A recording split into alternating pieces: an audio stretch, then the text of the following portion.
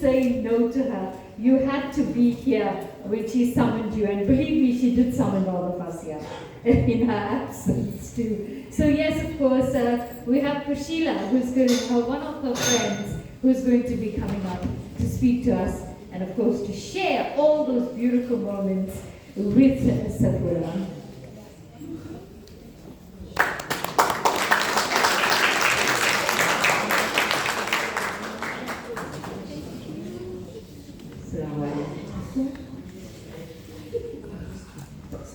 Good afternoon, everyone. Everything's been said. So what more can one say about a stalwart, a sort of icon, Sapura Khan? Why we are here today? To celebrate the wonder of someone who inspired, who motivated, and who kicked butt. Yeah? You all know that part of Sapura, right? She pushed and she got things done. I know about that. We had plenty fights. But the next moment, we're friends again. So what? You know, that was life. If you took Sapura at face value, believe me, you would have gotten left behind.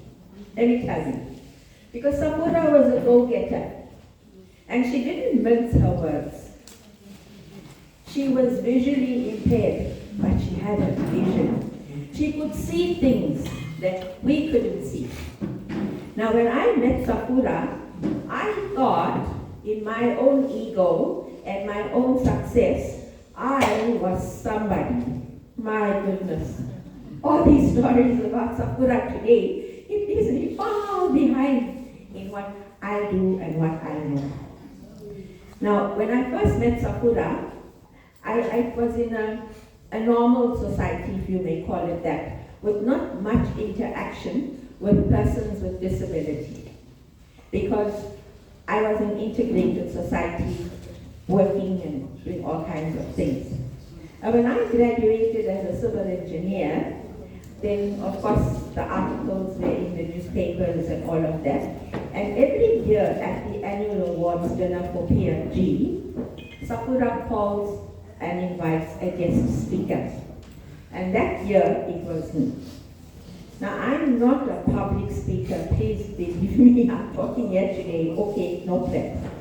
But that year, I was kind of still a bit naive. And she said to me, I got this call, and I didn't know she was blind at all. I didn't even know about PLG at all. And she says to me, would you like to be our guest speaker? Oh, I said, oh, okay. What do I have to do? She said, oh, just come and talk. I said, okay. So I went, and I took a friend along from the block, and I was so nervous. Oh, I was so nervous. I spoke, okay. But at that time when I met her, I didn't know that we will continue our journey together going forward. That was our first meeting. The following year, she says, Blind Navigators Rally. I said, what's that? She said, oh, you just come drive your car, and we'll tell you where to go. And that was it. You know, Blind Navigators Rally. So I participated in that as well. And not on the level of Sapura, of course, but I also got my little trophies at home. And as first female disabled driver. Now, talk about motivation. Sapura motivated. She really, when you met her for the first time, you were either motivated, inspired, or who's this? You know? Because you didn't know how to react if you were not confident in your own coat. That's how it was. The vibration that she gave off was something that shifted something inside. Whether you like it or not, it was even sort of against your will. You had to do something. And from that time, I met the family of Phoenix Light Group, through Safura and her team, I've kind of been involved. Ruben is around, and Safura will phone, she'll just phone me. And she never ever said my name correctly. She'll say, my name is Prashila, by the way. She'll say like that. She'll pick up the phone. It doesn't matter what time it was, right? Priscilla, just phone and see if you can get accommodation for some blind cricketers. Check your contacts. So those kind of things happen behind the scenes. Things happen for the success of other people without them knowing the logistics involved. So that was how we worked together. As I said, we had our disagreements, but mostly we worked together. There was a respect. She was younger than me, she's still younger than me, but I accorded her the respect of an elder and a senior because of the things she knew and the things she did. 90% of which I didn't know, and I still don't know until I saw some of it today. So thanks for that awareness. So Phoenix Light Group, Safura's vision, and I do know we have sponsors here today. The vision of Safura was that PLG must have a home of their own. And I am hoping that that dream will one day come true with the support of everybody present here today. May Phoenix Light grow strength to strength, even in the absence of Safura, but with the memories of her. Take care. Thank you.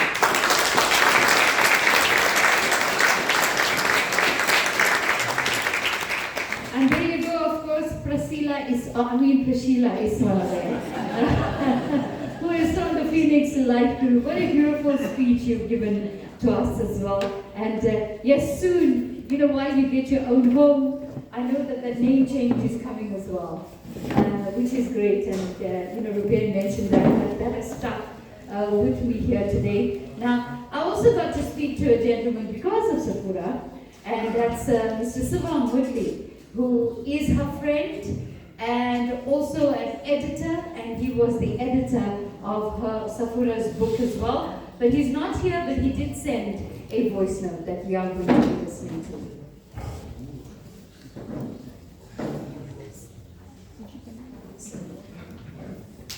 My name is Sivan Woodley, and I'm based in Pretoria.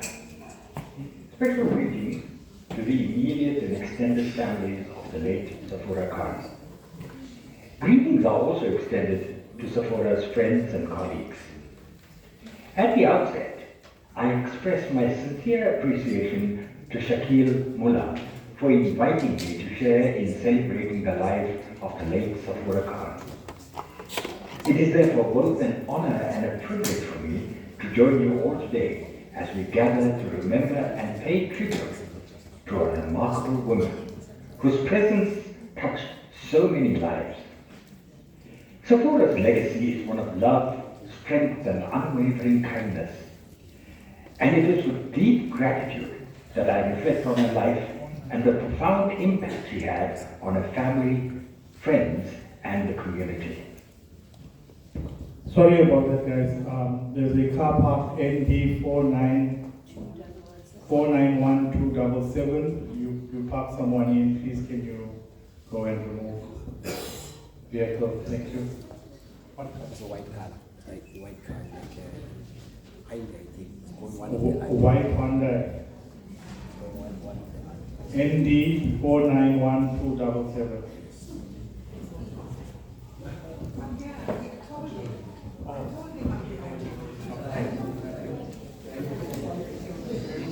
I have known Safura for many years, and I followed the progress of her life through the stages of education, employment, community involvement, and her untiring efforts to uplift the social lives of many blind, partially sighted and deaf persons, as well as those with physical impairments. I will, however, not delve into these aspects, as they will comprehensively be covered in a biography titled A Mosaic of Memories, which was launched in July last year. In my brief talk, I will focus mainly on the last 5 years of my interaction with Sephora. I will begin with 4 June 2022, when I launched the book titled A Passion for Success. This is a unique and delightful book that showcases the interesting and varied experiences of 14 successful blind and partly sighted men and women. The book clearly demonstrates how these individuals, despite their blindness, overcame challenges in their own lives in order to achieve success, and in doing so, invariably improved the quality of lives of others. When I planned the book, I approached several people to contribute chapters, including Sephora, mainly because of her leadership qualities and her unwavering efforts to help others. Sephora's chapter in the book is appropriately titled The Reward of Perseverance. Following the successful launch of this book, Sephora approached me to assist her in arranging a national conference in Cape Town on 14 to 16 November 2022. I agreed, and what I said to her was, Sephora, you arrange the funding, and I will ensure that we have a packed venue. Now, arranging a national conference involves a great deal of planning. But I'm delighted to say that Sephora and I worked so well together to host what many delegates have reported was a truly successful conference.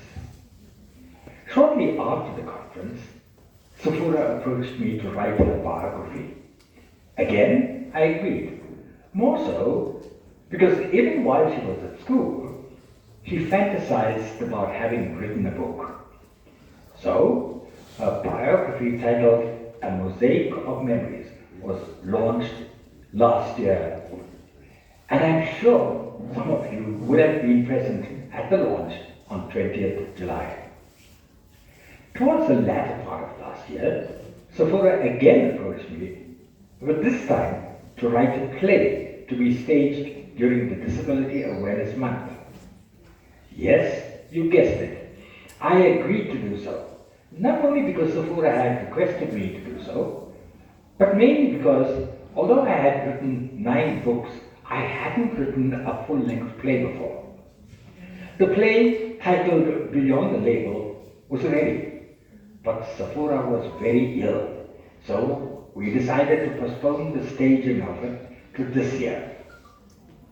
At the beginning of this year, Sephora mentioned to me that we would not only stage the play, but also arrange a national conference in Durban. What you may have gathered by now is that Sephora had initiative, drive, and a zest to make things happen. I'm therefore hoping that the projects she started will continue, as this would be the greatest contribution we can make in celebrating a rich life she led. For my part, I will try to establish contact with a performance company who would be willing to assist in staging the play. Finally, I know that many positive sentiments regarding the late Sephora Khan would be expressed by various speakers today.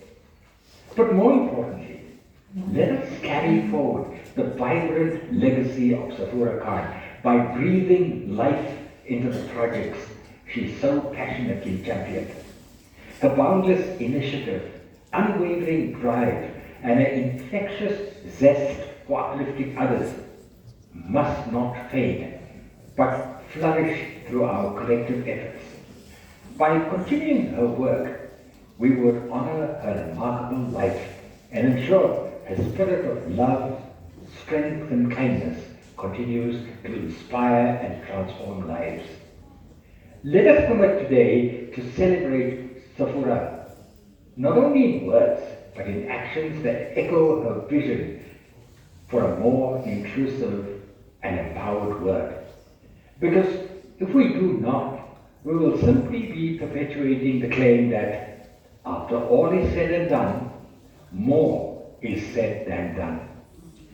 Thank you very much, and my best wishes to the late Sapura's family, friends, and colleagues.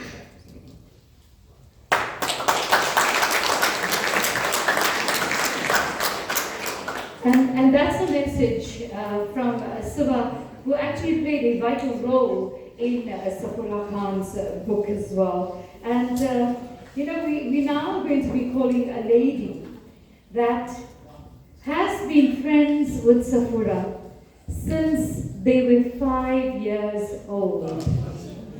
And that means that they share a friendship of 61 years. Wow! And I'm going to call a lifelong friend to come and speak to us today, and that's Veli Sagadevan. And really, to share such an experience and such a long friendship is an amazing one.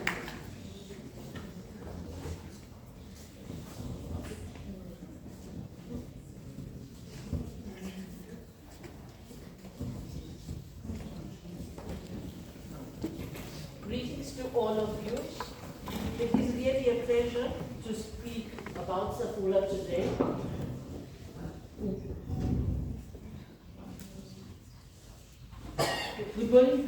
Good day to all of you. Seth and I joined Arthur Blacksall School in Durban 61 years ago, as they just reminded me. And we remained friends throughout our lives. Well, when we left school, it wasn't the days of telephones. So there was a short while that we hadn't kept in contact. But during that period, Sapura made the best choice in her life by joining JCs. I think with joining them, she became this very well-organized person, putting things into categories and learning to do projects, attempt projects that was not, there was no benefit really to her. It was service to the rest of the world, and we're not talking about just the blind or something like that. She did projects, as they said, for starting off the library. She even did the toy drive during December. And by the time we met again, I was quite involved in the Southern Light Association. And Sapura brought all these organizational skills to the group, and that carried her a long way. But let me tell you a little bit about Sapura when we were still at school. Well, as I said, she was the one with the big mouth, always had something to say. And I remember the one year the handwork teacher said to her, Sapura, would you keep quiet? She wouldn't. And then eventually said, okay, Steph, you got punishment for this afternoon. You're going to go and write, Dear God, help me to please shut my mouth. Well, Sapura went on to do that, but what she wrote was Gyad, Gyad, Fat Gyad. I don't know how the rest of that poem went, but that's what he wrote.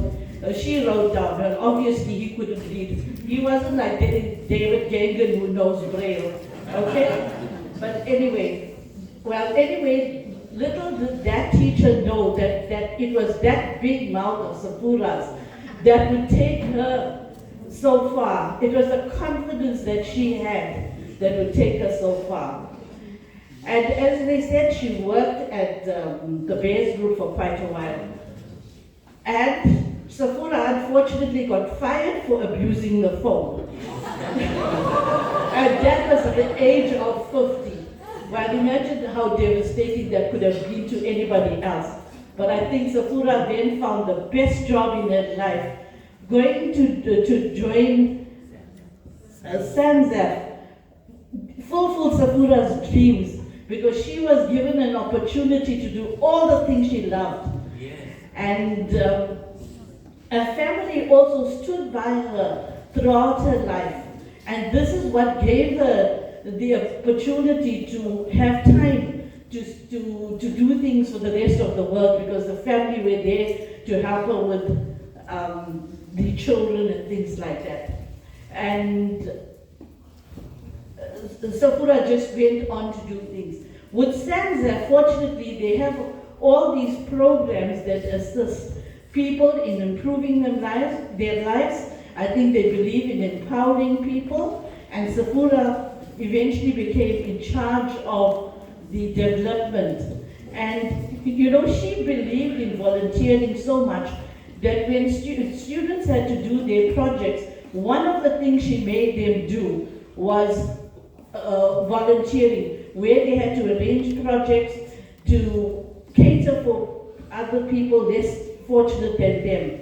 And I remember once attending a function at, I think it was a TAFTA, where the students had a whole day entertaining the old people and doing them things for the residents.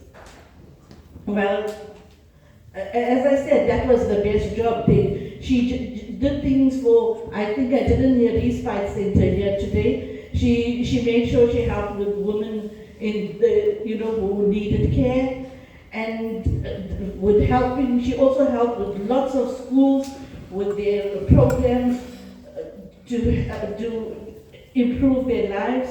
She also started a book called Budget Beaters, and I remember that one of the things she did were like sending out hampers and setting up a box where you could prepare a meal for about 30 rands. You know, and oh gosh, there was no end to the kinds of projects she helped with. And as I say, it wasn't just for disabled people, it was for all people who could benefit from her, people with less opportunities in their lives. And as you know, Safura also traveled independently. She used her training in orientation and mobility to the best of her ability, even traveling overseas. And as I think I was probably one of the luckiest people, because I spent the last year of my life with my best friend, and every day being with her was like being on a holiday, because we would spend time like listening to movies or music as Safura loved. And as you know, we used to also listen to lots of these comedy things, because those were the things that she enjoyed. And as I said, it was like being on a permanent holiday with her. And during that time, my helper, Pam, also did such a lot, and I'm going to say thank you to you now, Pam, and to Tony Sophie and Franz for ensuring that Safura was, you know, always taken to and from work or whatever she might have wanted to do. And I think thank you to all of you for making her feel so welcome there and making her the last days of her life happy. Because I think we all knew that Safura was quite ill. She's been in and out of hospital for about 3 or 4 occasions. And but she just never gave up. She always had something else planned for the next day. And I think with Safura, she absolutely loved her job. And I think she was, as much as she was a tired person, she was happy. But I think she had 2 very important concerns towards the end of her life. And well, she was very concerned for her daughter, her granddaughter rather.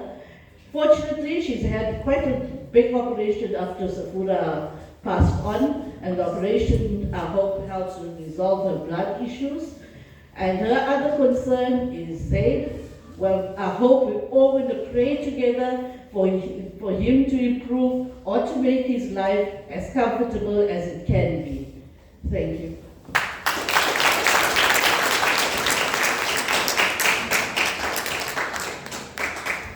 Well, thank you so much, Develi Hunter, for 61 years of friendship. And then she goes on to say that she's older than Safura as well. What are these people smoking? They look so young. Hey, I want to smoke that as well, baby.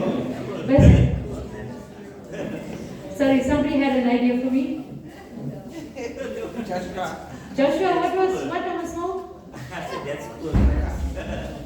Yes, unfortunately. That's good. Okay, so all right. But thank you for that as well, Penny. What a beautiful, and I'm going to say this, insight into the friendship you had with Safura. And here you can see a lady who didn't ego trip. She didn't have pride. She was just her normal self. And let's have a look at this montage. It speaks about